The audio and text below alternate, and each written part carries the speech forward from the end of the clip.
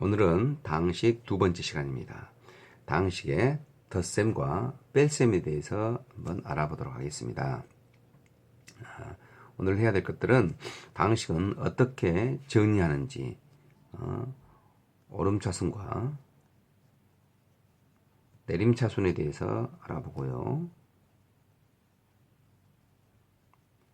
그 다음 덧셈과 뺄셈은 다항식은 어떻게 하는지 알아보고, 그 다음에 덧셈에 대한 성질에 대해서 알아보도록 하겠습니다. 우선 다항식을 덧셈과 뺄셈을 조금 더 쉽게 하기 위해서는 다항식을 정리를 해줘야 되는데, 그 정리하는 방법이 오름차순과 내림차순이 있습니다.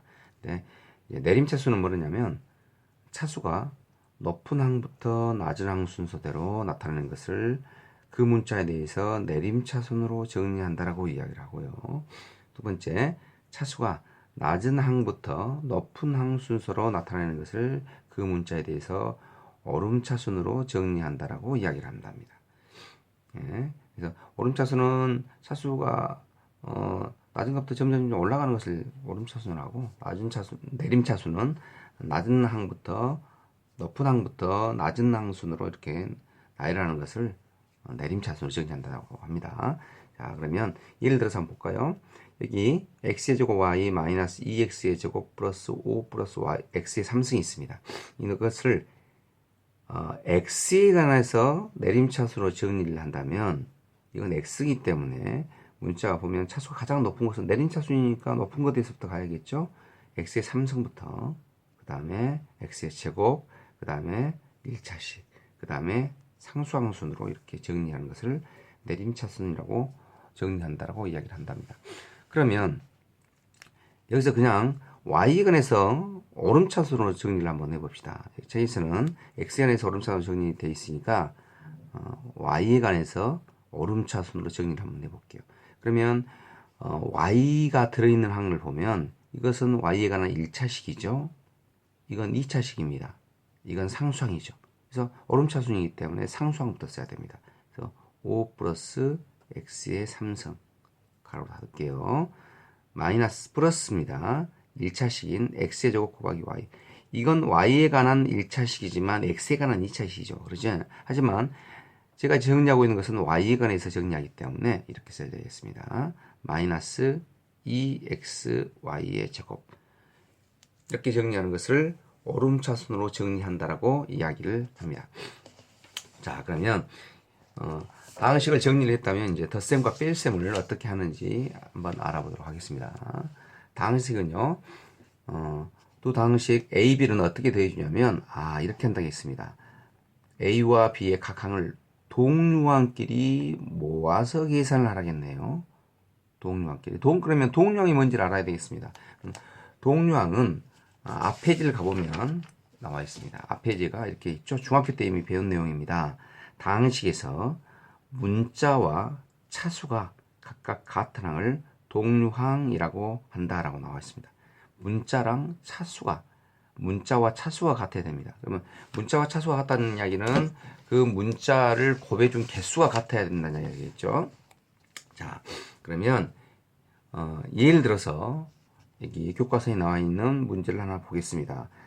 x의 제곱 플러스 2x 마이너스 1과 3x의 제곱 마이너스 x 플러스 2라는 식을 빼보도록 하겠습니다. 뺄셈은 어떻게 하는지. 뺄셈도 덧셈과 뺄셈이라는 부호만 바꿔지는 거기 때문에 덧셈과 같은 방법으로 하겠죠. 자, 여기서 이제 동류항을 찾는 겁니다.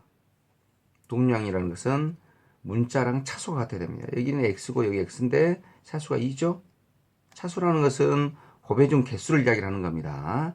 그래서 예를 들어서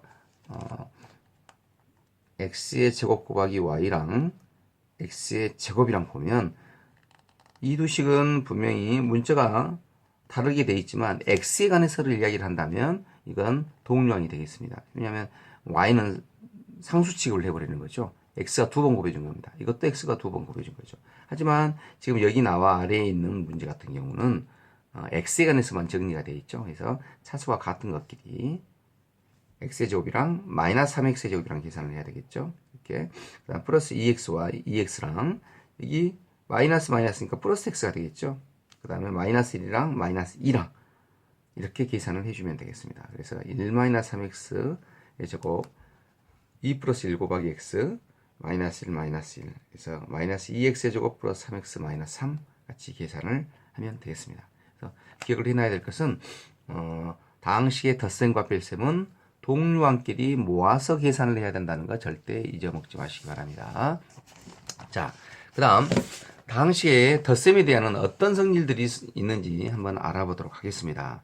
다항식은요, 다항식 A, B, C에 대해서 교환법칙이 성립한답니다. 교환법칙이라는 것은 연산 기호는 그대로 두고 두 다항식의 위치를 바꿔서 덧셈을 해주더라도 결과는 같다는 이야기가 되겠죠. 그래서 A 플러스 B랑 B 플러스 A는 같습니다.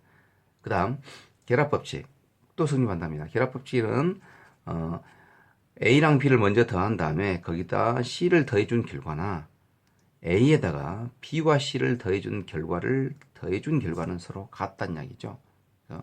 가로로 묶어졌는데 연산 기호가 서로 같네요. 이렇게 다 덧셈으로만 이루어져 있죠.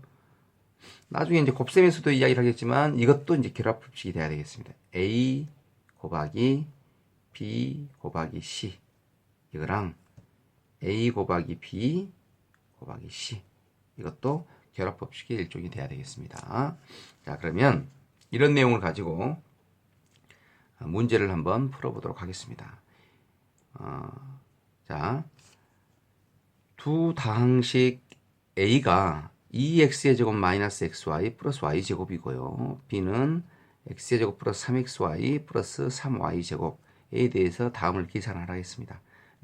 A와 B를 더하는 문제랑 A와 B를 빼는 문제가 나왔는데 둘 다 마찬가지죠. 덧셈과 뺄셈은 동류항끼리 모아서 계산을 한다고 했습니다. 그래서 동류항끼리 모아야 되겠죠. 이 식에서 어떤 문자에 대해서 정리를 할 것인지 여러분들이 결정을 해야 될 것 같고 봤더니 이거 X관에서 한번 볼까요? X관에서 그대로 내림차순으로 정리되어 있습니다. 이 다항식도 그렇고 이 다항식도 이건 X에 관한 2차식 여기도 2차식 있죠? 여기 1차식입니다. 이거 마이너스 XY 이거 플러스 3XY 이것도 1차식이죠? Y제곱 상수항입니다. 죄송합니다. 3Y제곱도 상수항이죠. 그래서 2차식은 2차식끼리 계산했습니다.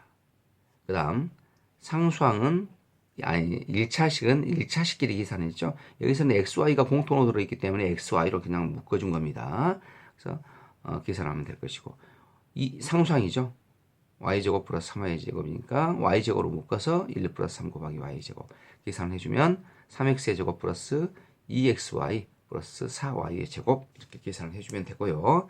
그 다음에 A-B 뺄셈은 덧셈의 일종이죠. 그래서 빼는 식의 각 항의 부호를 바꾼 후에 동류항끼리 모아서 계산을 해주면 됩니다. 그래서 A-B는 여기 있는 A에다가 B의 부호를 싹 바꿔주면 되겠죠. 그리고 더해주면 됩니다. 이 마이너스 2x제곱 마이너스 xy 플러스 y제곱 마이너스 이것이면 이 부호가 이제 어떻게 보면 분배법칙이 되겠습니다. 곱해주는 거죠. 이렇게.